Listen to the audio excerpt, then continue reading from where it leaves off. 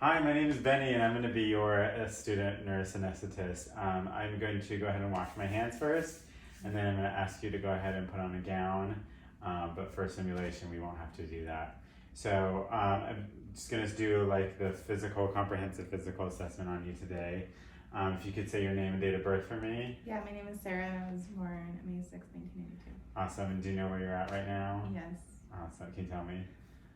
In the hospital? Thank you. Great. Awesome. Okay, so first let's start off with your vital signs. I'm going to go ahead and fill both your arteries here. I'm looking for rate, rhythm, and volume. Great. And then I'm going to go ahead and put this blood pressure cuff on you. I'm going to take your blood pressure. And I'm also going to go ahead and breathe normally. I'm going to count your respirations as well as taking your pulse as well. Awesome. And then go ahead and let me see your fingernails. Awesome. Just checking for those. Great. Cap refill, things like that. And take your blood pressure off and we'll display the vital signs.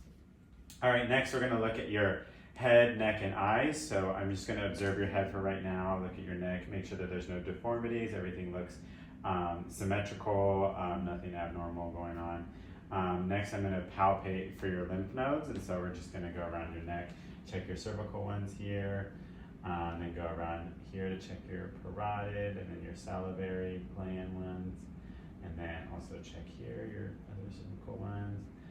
So next let's check cranial nerve number 7. So if you can, raise your eyes for me. Awesome. And then go ahead and close your eyes really tight. I'm going to try and open them. Don't let me open them.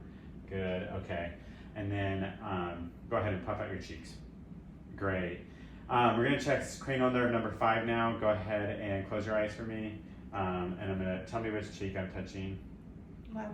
Perfect. And then go ahead and chew for me. Awesome. Next we're going to, I'm going to observe your eyes. So I'm going to get my light here and check your sclera and your eyes. Great. Good job. And then next I'm going to hold up a card for you. We're going to check your visual acuity. So we're going to check cranial nerve number 2. So I'm going to hold up a pamphlet. You go ahead and just tell me the numbers that you see. Okay. Go ahead. 5, 6, 7, 4. Awesome. Great. And then we're also going to look at cranial number 2 for visual field. So if you could just look forward, and then I'm going to come in, and great, that looks awesome. And then we're going to look for other extraocular eye movements, so cranial nerves number 3, 4, and 6. So just follow my finger. Awesome. So you have motion in all of them. Great. And then we would do a corneal reflex, either using a saline or a cotton ball. That's basically like going up to your eyeball. Cranial nerve number 5 and 7 going up to your eyeball, and then seeing if you have that blink reaction, which you obviously do. So great.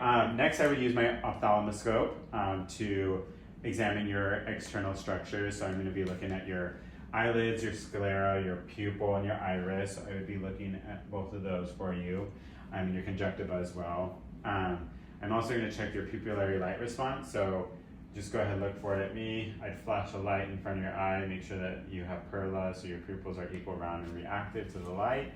I would check on both sides to make sure that's happening, that it's consensual. So those are cranial nerves number 2 and 3.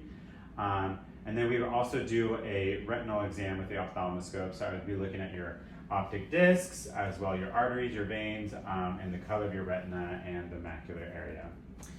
To your auditory assessment, we're going to check for your auditory acuity. So we're going to check cranial nerve number 8, and we can do that by using the fork. So we'll use that pitching noise, and then you would raise your hand to tell me if you heard the noise or not. And then also we would get an otoscope, and so I would go into your ears here, and I would check your external and your internal ears. I would also test cranial nerve number 1, which is your nose, so it's smell. So I would just kind of have you close your eyes, and then I'd put like something in front of you, tell me what you. Next we're going to inspect the oropharynx. So I would get a tongue depressor and go ahead and go for me, and I would shine it down in there, push down to the tongue so I could see the back. Go ahead and close your mouth. And I would be looking at your tongue, I'd be looking at your mucosa, as you're looking at your tonsils and your uvula, make sure there's no redness, discoloration, any patches or anything there. I could also inspect your teeth and your salivary glands. So open up for me, looking at your teeth, put your tongue in, great. And then For cranial nerve number 12, we're going to check your tongue movement. So stick your tongue out for me. Stick it up, down, left, right. Great. And then also we're going to look at cranial nerve number 9 and 10. So that's your gag reflex. So, you know, the way we do this with intubated patients, we would suction them. They have the gag reflex. You're an alert person. You can say, ah, you gag already when somebody does that to you. So, and then next we would look at your thyroid. So for your thyroid, I'm going to come here from behind and I'm going to feel, because I'm going to observe it first and then I'm going to feel for it. And go ahead and take a big swallow for me. And we should be able to feel it move there. But it's not visible, so that's good. And then we're also going to check cranial nerve number 11. So go ahead, neck, shoulders, go up, down, and I'm going to push against you, push your shoulders forward. Now pull them back, your shoulders, great. Now push them up, and great, awesome. So perfect, that was that. Next, we're going to go through pulmonary. So I'm just going to look at your general breather right now. It's symmetrical. You're not using your accessory muscles. You look like a normal individual who's not struggling to breathe. Your chest and your spine, it's round. It's not barrel chested. It looks good. And next, we're going to check for your. We're going to palpate the chest. So you can lean forward for me, just making sure there's no deformities or anything going on. She seems fine there. And then next, we're going to listen or percuss the posterior lung fields, starting from the top to the bottom and then side to side. So go ahead and lean forward to me. So I would percuss top to bottom, the lung fields, and then side to side as well. Great. And then we're going to listen to the diaphragm and the posterior lungs, top to bottom, the same thing as well. And then we'll listen to your anterior and your middle one. So go ahead and lean forward again for me. Take a big breath in and out. Great. So I would do that top to bottom, and then I would also listen to your lobes on the lateral side. So I would go ahead and have you lift up your arm here and take a big breath here. Great. And same thing on this side, big breath in. Awesome. And then I'm going to listen over your anterior lungs as well, so big breath in and out. And then we also listen over the trachea as well, just to make sure that they're going. Yeah, if there's no obstruction, but I mean, you're breathing normally and you look great. Okay, so let's move on to cardiovascular. So I'm going to have you, like you are right now, head of bed elevated 30 degrees, and that's because we're just looking for any jugular venous distension. So I'd be looking at your arteries here. I don't see anything distended. If she had some sort of heart failure, then we would see some distension, but it looks good there. I'm palpating it. I don't feel anything. So next, we're going to inspect the pericardium. So if we're looking at the chest, making sure that there's no abnormalities, no discoloration, nothing going on there. I would also determine your PMI. So the best way to determine where your point of maximal impulse is usually on your left side, kind of around your rib cage, and when you're laying down, it's easier to feel. So that's probably where we feel it the best. Now let's listen to auscultation of S1 and S2. So I'm going to take a listen to your. You could just breathe normally. I'm going to listen to your heart in all four areas. So I can hear it best. If I'm looking for any, murmurs or any type of abnormal S1 or S2, any splitting going on, nothing that I hear is there. I don't hear any extra heart sounds. And then for the carotid artery, we're also going to palpate it as well. Never palpate both sides because then that could cause them to pass out. And then we'll also listen to it as well because we want to listen and make sure that there's no bruits or anything going on as well.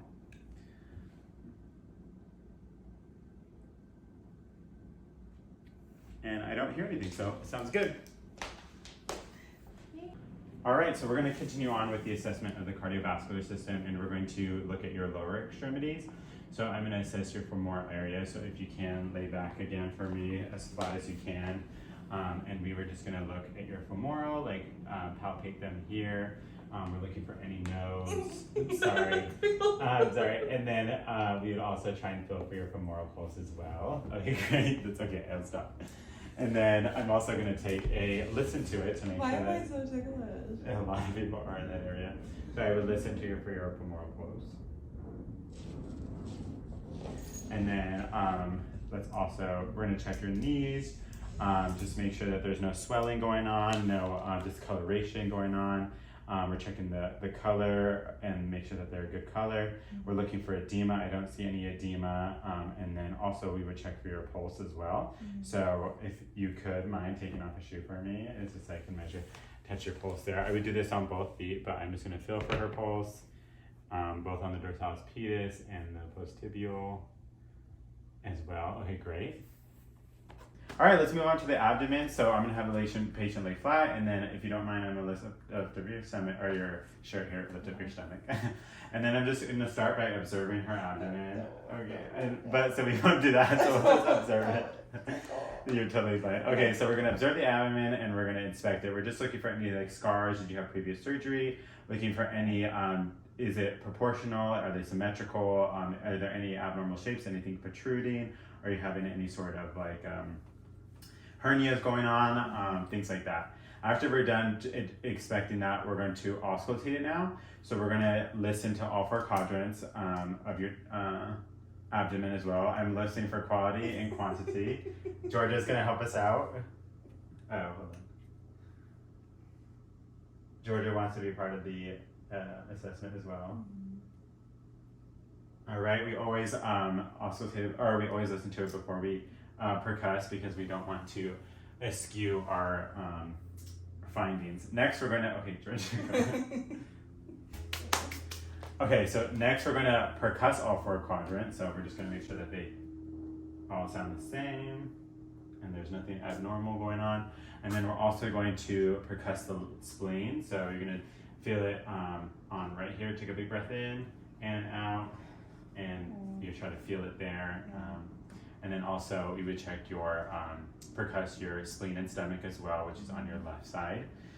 And then next we're going to palpate all 4 quadrants, and we're going to palpate them first softly, make sure that there's no rebound tenderness or nothing going on right there. And then we're going to do it deeply to make sure that there's nothing there. And we would also do the same thing. So big breath in, let out, deep palpation. I'm trying to see if I can feel the liver. And then the spleen as well. Go ahead, try it. Big breath in and out. Oh, okay, awesome. And then we would also palpate the aorta. So this is like the ascending or descending aorta. And so we'd feel there for any, pulsations or anything going on there. We'd also take a listen for that as well. Make sure that we're not hearing any bruise or anything in your aorta. Okay, great. All right, so then let's continue on with the neurologic. We kind of did this already in the beginning. We looked at cranial nerve number 1. I had her close her eyes, have her try and smell something. She'd tell me what it is. We did the visual acuity and the visual fields for cranial number 2. For cranial nerves number 2 and 3, we assessed with a light to make sure that Perla, she had equal round reactive light that was consensual to both eyes. We also checked for a sensory motor of the facial nerve for cranial nerve number 5. We also saw that cranial nerve number 7, we did the facial expressions, the puffing out the cheeks, the lifting the eyebrows. Cranial nerve number 8, we used the tuning fork to make sure that she could hear. Cranial nerves number 9 and 10, we did like the tongue depressor to make sure that she was gagging, the appropriate gag reflex. And then cranial nerve number 11, go ahead and turn your head to the left and right and shrug your shoulders. We did that, and it's good and it's intact. And then lastly, cranial nerve number 12, we did our tongue movement. So we put the tongue out and it moved around left and right, just like the cat here is helping out. So we're gonna go on to other parts of the neurologic exam, and that's like checking out our joints, making sure that we have good tone and strength and muscle bulk. So go ahead and lift your shoulders up for me. I'm gonna put some pressure, keep them lift, great. Bend your elbows for me, and now I'm gonna put some pressure, bend your elbow all the way. I'm gonna put, great, that's good strength. Same thing on this side, bend it, great. Now we're gonna do it with the wrist, so go ahead and move your wrist for me. Great, go ahead and squeeze my hands here. Good strength and squeeze. Can you stand up for me? Awesome. Can you lift one knee up? Hips are good. Now put your leg outward. There we go, great. And so she has good movement with her hips. Go ahead and take a seat and go ahead and move your ankles around. Do a circle with them. Perfect. That's great. Awesome. Let's move on to sensory testing in our distal lower extremities. And so we're gonna just do pain. You can feel pain. I'm gonna pinch you here. Great, you feel it. Go ahead and close your eyes. Tell me which leg I'm touching for light touch. Left. Awesome. And then we're gonna go on to proprioception. So the differentiation between sharp and dull objects. So go ahead and close your eyes. Tell me if it's a dull or a sharp object that's touching you. Dull. Okay, and now tell me if it's dull or sharp. Sharp. Great. And then we're also going to use the tuning fork just to test vibration as well in the lower extremities as well. Can she feel it? She feels it. Great. All right, so we're going to move on to testing the reflexes. So the first one we're going to do is test the Achilles. I'm going to take her foot here, expose the Achilles tendon here, and then I want it to go downward when I tap her foot. So it should tap a little bit just like that. Great. Next, we're going to go to the patellar. I'm going to test her knee. It should jerk out. I'm going to find the tendon here, give it a good whack. There we go. Awesome. Then we're going to go check out the brachioradialis one. So go ahead and put your palm out here. I'm going to check, go 2 to 3 centimeters up above, and I want to see her thumb flare and her hand like kind of supinate, I guess. So great. Awesome. And then we'll check the bicep one. So go ahead and flex a little bit for me. Actually, let me do it on this side so we can see. Go ahead and flex a little bit for me. Great. I'm going to find it, locate it. Now go limp, and I'm going to go get it, and then there we go. We want it to come up a little bit and kind of there. Check. We're going to check the tricep one. So I'm going to have her go limp. I'm going to kind of find the, we're going to help support it and find the tendon. And then we're going to see is a little jerk in that arm here. So I'm going to try and give it a good whack. There we go. Looks intact. So I found the tricep, the biceps, and then we're going to do a couple like tests for the neurology. So we're going to do Babinski as well. So I'm going to, along the outer side of her foot, we want to see her toes curl. Great. Instead of like flare up like babies do. We're going to check your coordination now. So we're going to do a finger to nose test. So you're going to touch my finger with your pointy finger and then touch your nose and back and forth. All right. And I'm going to move my finger and keep, there we go. And that's testing our coordination. Awesome. Go ahead and take a stand up for me. And we're going to do what's called a heel to shin. So you're going to, with one balance, again, test the coordination, do just that. Great. Now do it on the other side. Awesome. And go ahead and really quickly, rapid hand, really quickly turn them back and forth. Awesome. And then alternating finger movement. So we're going to do 1, 2, 3, 4, back and forth. Great. On both hands. You're awesome. And now we're just going to test for Romberg. So go ahead and close your eyes. And you're going to stand still, stand straight. And we're making sure that she's not getting off balance. Like she's not getting any dizzy or vertigo. Give her a slight push. She stays balanced. Great. Go ahead and open your eyes. And then going to go ahead and just watch you walk to the door and back.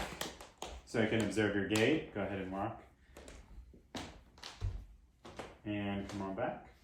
And I'm just walking, making sure she has good gait, she's not falling over, and nothing's going wrong. And that would be the end of our assessment. And I'm going to wash my hands, and we'll be all done.